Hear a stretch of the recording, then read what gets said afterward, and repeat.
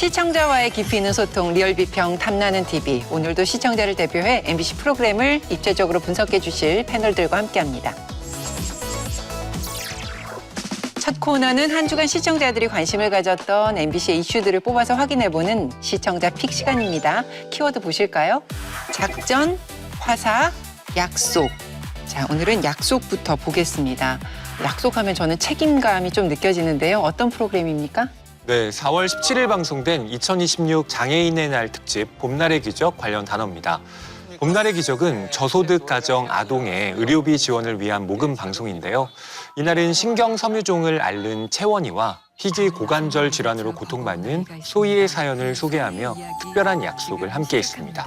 자, 오늘 이 시간 저희는 여러분과 아주 특별한 약속을 함께 하려고 합니다. 미래의 희망인 우리 어린이들이 환하게 웃을 수 있도록 기적을 만드는 약속을 오늘 저희와 함께 해 주실 거죠? 서울의 한 대학병원. 뇌경색 치료를 위해 삽입한 기구가 감염돼 결국 병원 신세를 지게 된 채원이. 신경섬유종에 뇌경색까지 겹쳐 수시로 사투를 벌인다는데요. 전날 뇌척수액을 복부로 빼내는 션트 삽입 수술을 한 채원이. 이거는 계속 하고 있어. 네, 일단 계속 하고 계세요. 태어날 땐 그저 작은 반전뿐이었던 채원이.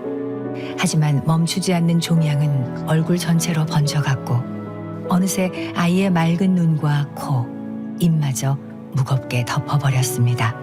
생각보다 길었던 병원 생활을 끝내고 드디어 집에 온 두 사람. 상처 관리에 필요한 물품과 채원이가 먹어야 하는 약들도 한가득인데요. 하지만 엄마와 채원이에게는 아직 할 일이 남아 있습니다. 수술한 부위에 드레싱을 하고 거즈를 덧대어 붙입니다. 아니야. 됐다. 뜯으면 안 돼. 채원이가 상처를 뜯거나 경련을 일으킬까 한시라도 눈을 뗄 수 없는 엄마. 막막하고 답답한 현실에 마음이 복잡해지지만 그래도 사랑하는 딸 채원이를 포기할 수 없습니다. 수미야, 일어날까? 금세 일어나긴 했지만 침대를 나서는 모습이 많이 불편해 보입니다. 다리 전체를 감싼 깁스와 그 사이를 단단히 고정한 보조장치 때문인데요. 소희가 고관절에 다쳤기 때문에 일자로 다리를 뻗는 것보다 약간 벌리고 뻗었을 때 관절에 무리가 안 가기 때문에 일부러 각을 잡기 위해서 저렇게 만들어 놓은 겁니다. 소희를 주저앉힌 건 이름조차 낯선 레그 칼베 페르테스병. 허벅지 뼈가 서서히 무너져 내리다 끝내 걸음까지 위협하는 희귀 고관절 질환인데요. 더 나빠지는 걸 막기 위해 한 차례 수술을 받았지만 올해 안에 또 한 번의 수술을 받아야만 하는 상황. 한 1,500 이상은 들어갈 것 같아요. 희귀 고관절 질환인데 산정 특례라든지 그런 건 안 된다고 하더라고요. 모두가 뛰어노는 시간. 소희만 혼자입니다. 그 다리 그럼 다 나오면 친구들이랑 뭘 제일 하고 싶어요? 술래잡기랑 곤충잡기요. 봄날의 기적은 2018년 첫 선을 보였습니다. 그리고 올해로 8번째 봄을 맞이한 프로그램인데요. 1년 만에 돌아온 이번 방송, 먼저 시청자 반응부터 보겠습니다. 네, 댓글 살펴보겠습니다. 기적의 후원금으로 아이들의 웃음소리가 들리는 가정이 되길 빌어봅니다. 꼭 기적이 일어나서 소희가 예쁘게 뛰어놀 수 있길 바랄게요. 적은 금액이지만 아이의 수술비에 보탬이 되고자 합니다. 건강해지길 기도할게요. 아이들이 건강을 되찾길 바란다는 응원의 목소리가 이어졌습니다. 네, 후원 방송은 뭐니 해도 시청자들의 마음을 움직여서 실질적인 동참으로 이끌어내는 그런 목표가 있을 텐데요. 봄날의 기적이 이 모금 방송으로서 효과적으로 구성이 잘 됐다고 보시는지 위원님들의 평가를 듣겠습니다. 이날 방송 같은 경우에는 아이들의 사연을 전하는 데 그치지 않고 이 아이들이 앓고 있는 이 질병에 대한 정보들도 굉장히 구체적으로 전달을 했어요. 좀 개인적으로 충격받은 거는 그 신경섬유종 치료제 비용 있잖아요. 1년에 2억 원이나 되고 이게 심지어 비급여다. 이런 부분이 기억에 남더라고요. 이게 이제 시청자들로 하여금 돕고 싶다라는 마음을 좀 일으켰을 것 같기도 하고 또 이제 제도적 개선에 대한 메시지도 분명히 전한 측면이 있는 것 같습니다. 근데 이 방송을 쭉 보면서 이 후원 방송들의 기존 문법은 좀 우리가 바꿔 바꿔야 될 필요는 있다는 생각이 들었어요. 예. 소희가 다리가 이제 좀 아픈 상황에서 형편이 좋지 않아서 엘리베이터가 있는 집으로 이사 가지 못하고 있다. 뭐 이런 정황 정도는 밝힐 수 있다고 생각을 하는데요. 이날 부모님이 이제 임대료 체납한 문자 이런 것들까지 공개를 했어요. 그런 구체적인 사연들을 다 밝힐 필요는 있을까 이런 생각을 하는데요. 제작 과정에서 이제 후원을 받는 가정에 대한 좀 세심한 배려가 필요하지 않나 이런 생각도 해봤습니다. 이번 방송에서 활용된 그 AI 활용에 대해서는 조금 신중할 필요가 있었다는 생각을 가지고 있는데요. 채원이 같은 경우에 그러니까 병이 다 낫게 되었을 때 그 미래를 AI 이미지로 구성해서 보여주었는데요. 물론 그 영상에 대해서 채원이 어머니가 따로 영상을 받아갈 정도로 큰 감동을 느끼기도 했지만 동시에 좀 생각해 봐야 되는 건 건강한 몸을 가진 미래만이 좀 정상적이고 행복하다라고 하는 담론. 그러니까 미래가 그렇게 되어야 한다라고 하는 당위성만이 이제 강조되면서 사실 저는 이런 공익적인 감동 이런 걸 주는 것도 중요합니다만 이런 윤리적인 재현 사이의 어떤 경계를 이번 AI 활용이 조금 우리에게 던져준 숙제가 아닌가 생각이 들었습니다. AI 사용을 이런 어떤 감정적인 측면에 함께 적용하는 것은 조금 조심해야 된다라는 느낌은 들었지만 이 병이 불치의 병일지라도 우리가 도움을 준다면 나을 수 있다라는 가상의 희망을 보여주는 것이 사람들의 다 도움을 이끌어낸다고 한다면 그런 영역에서는 AI 사용을 통해서 이 가족들이 갖고 있는 희망을 표현하는 것은 어떤 면에서는 좀 도움이 되는 일이 아닐까라는 생각도 들었습니다. 다만 이제 이 역시 모금 방송의 어떤 공식에서 문법에서 아쉬운 점이 있었는데 이날 방송은 생방송에서 이제 전화로 모금을 받았거든요. 네. 물론 방송이 끝난 후에도 전화로 모금을 할 수 있다고 들었지만 사실 전화로만 모금을 한다는 게 지금 시대와 맞는가라는 의문이 들었어요. 약간 모금 채널에 다변화를 했어야 되지 않을까. 뭐 예를 들어서 웹사이트로 이어질 수 있는 QR코드라든가 계좌번호로 이어질 수 있는 어떤 그런 방식이라든가 어떻게 하면 더 모금 채널을 다변화해서 사람들이 조금 더 선뜻 모금할 수 있게 하는가 하는 그런 어떤 공학적인 측면도 조금 고려했으면 어땠을까라는 아쉬움이 있었습니다. 다음 키워드는 화사입니다. 나 혼자 산다의 먹방 전설을 부여한 분이죠. 과연 어떤 프로그램에 출연했는지 궁금합니다. 네, 4월 13일 방송된 뽀뽀뽀 좋아좋아 관련 키워드입니다. 이날 마음약국 코너에 가수 화사 씨가 깜짝 등장했는데요. 아이들과 뛰놀며 즐거운 시간을 보내는 한편 우리 모두의 마음속에 여전히 어린이가 살고 있다는 사실을 일깨우면서 따뜻한 동심을 소환했습니다. 달려라 달려 달토끼 소원 가득 안고서 달려간다 달토끼. 와! 왜 이렇게 잘해? 얘들아 뭐해? 이제 나랑 놀자. 싫어. 싫어? 왜? 뽀시기 삼촌 우리랑 노는 거 재미없자 했잖아. 뽀시기 삼촌도 우리랑 같이 놀아요. 정말요? 안 돼요. 왜? 뽀시기 삼촌 노래 부르는 것도 싫어요. 책도 재미없게 읽어주잖아요. 어머, 뽀시기 삼촌 마음약국은 웬일이에요? 화사 누나 때문에. 네? 그게요. 애들이 나랑 안 놀아줘요. 화사 누나하고만 놀고. 그럼 우리 친구들을 한번 불러볼까요? 우리가 왜 마음약국에 왔지?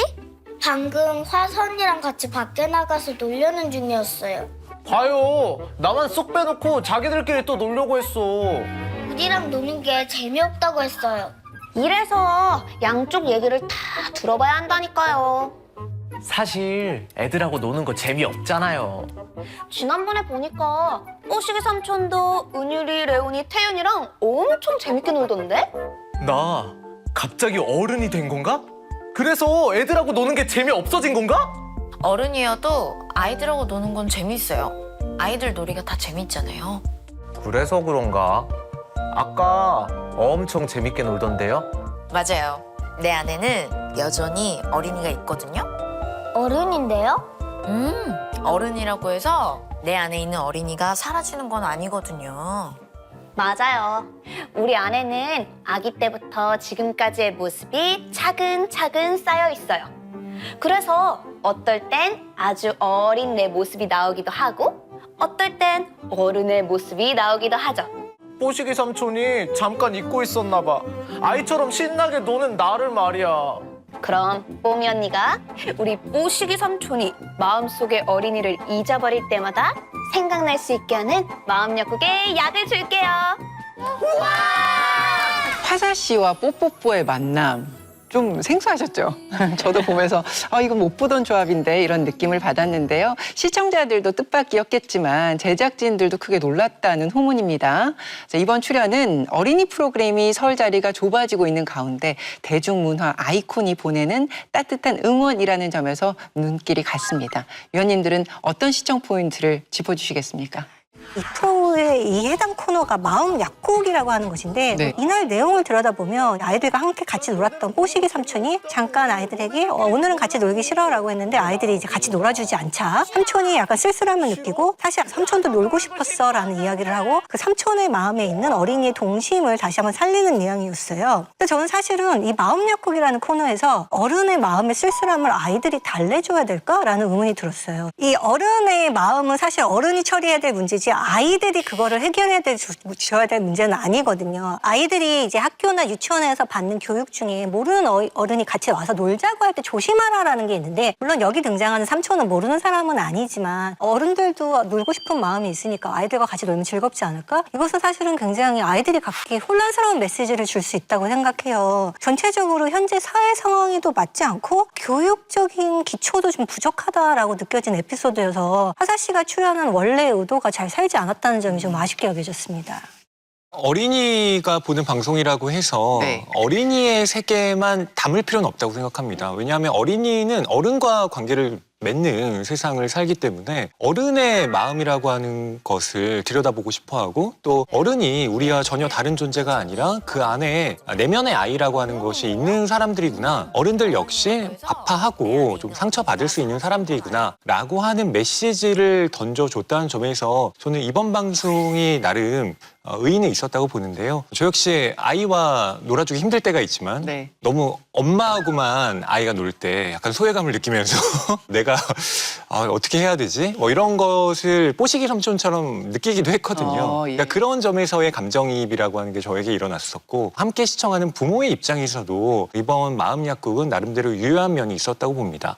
저도 한편으로는 이 마음 약국을 보면서 뽀시기 삼촌에게 좀 감정이입을 하게 되더라고요. 뽀미 언니가 마음속에 사는 어린이를 뽀시기 삼촌이 잠시 잊었기 때문에 너희들과 놀아주지 않으려고 했던 거다. 이런 갈등이 일어났던 거라고 설명을 해주는데 그 말을 듣는 순간 제 마음의 어린아이를 다시 한번 좀 돌아보게 되더라고요. 저의 입장에서는 더 평소에 잊고 있던 것들을 좀 생각할 수 있는 에피소드였던 생각이 들고요. 화사 씨도 아주 자연스럽게 녹아든 점이 인상적이었습니다. 너무 부각되거나 하지도 않고 극 안에서 아주 잘 짜인 메시지를 전달하는 데 유용하게 활용이 되었는데요. 다만 너무 프로그램에 녹아들다 보니까 화사 씨가 굳이 출연한 것이 마케팅적인 요소를 제외하고는 별로 드러나지 않은 게 개인적으로 좀 아쉽기는 하더라고요. 사실 요즘 아이들 저희보다 아이돌이나 가수들 훨씬 많이 알거든요. 아이돌과 함께 조금 더 어우러질 수 있는 매력을 더 엿볼 수 있는 연출이 조금 더 추가됐다면 좋았겠다는 생각이 들기도 했습니다.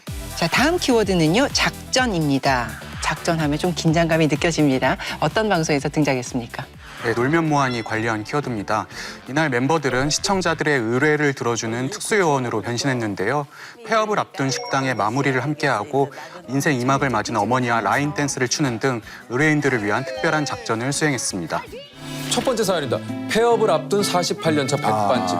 사장님의 마지막 제육볶음 한 접시를 제육이야. 놀면 뭐하니에서 따뜻한 소울푸드, 마침표를 함께 소울푸드 찍어주세요. 재성님과도 인연이 있는 곳이라 더 반가워. 이 식당이야? 맞아. 여기 맛있겠다 하고 밥은 못 먹고 화장실만 썼는데 상님. 이제도 웬일이세요? 화장실 가려고 오셨어요? 그때 제가 또 오겠다고 했는데 어떻게 사장님 여기 가게도 너무 지금 식구가 어깨 수술, 다리 수술을 다 해서 이제 좀 쉬어야 할 때가 된 것 같아요. 어머니 여기서 이 자리에서 48년 하신 거 아니면? 이 자리에서. 이 자리에서요? 마지막으로 가서 한번 여기에서 그 사장님이 해주신 제육볶음을 네. 제육하고 청국장이 맛있으니까 한번 먹어보라. 그거 한번 좀 먹어보겠습니다. 아유, 거기에다 열무김치에 시금치. 상다리가 펴지겠다 진짜. 일단 제육볶음. 이거 섞어요. 고기가 짜잘하게 나오는 데가 제육볶음 맛있다. 제육이 의외로. 청국장 미쳤다. 야, 근데 진짜 맛있다. 진짜 맛있어. 내가 이럴 줄 알았어. 그날 새벽에 보고 이럴 줄 알았다니까. 진짜 맛있어. 내가 왜 이렇게 제육을 못 먹어? 제육 먹으라고 데려왔는데 제육을 안 먹으면 어떡해. 제육 때문에 온 거야? 먹어. 상임. 네. 너무 잘 먹었습니다. 진짜 자주 드시는 분들은 먹어보니까 너무 생각날 것 같아. 아줄 것 같아. 감사합니다. 제가 취업하고 나서야 30년 직장 생활을 마치신 엄마.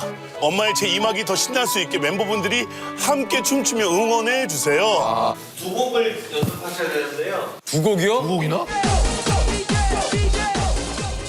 이게 어렵네. 다음 건 뭐예요? 이건 괜찮네. 오케이 알았어. 이게 좋다. 안녕하세요. 아이고, 지영 씨가 의뢰를 하셔가지고. 자, 우리 지난 시간에 배운 자 찻잔 다시 한번 해보겠습니다. 원, 투, 쓰리. 아이고.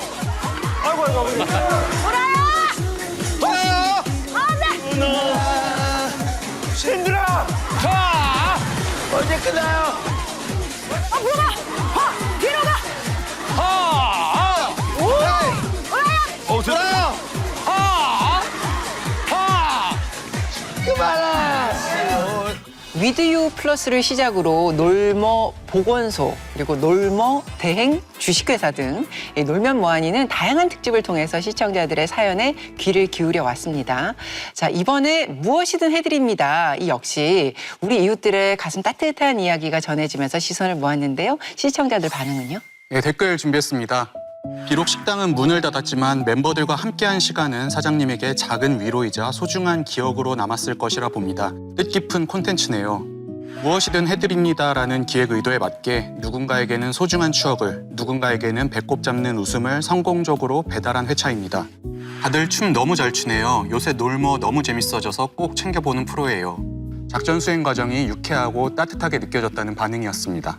방송에서도 언급됐듯이 최근 놀면 뭐하니의 상승세가 심상치 않습니다. 3주 연속 화제성 1위를 차지했고요. 제2의 전성기가 찾아왔다. 그래서 이런 반응들도 나오고 있는데요. 이번 에피소드에서 느껴진 놀머의 새로운 동력이 있다면 뭘까요?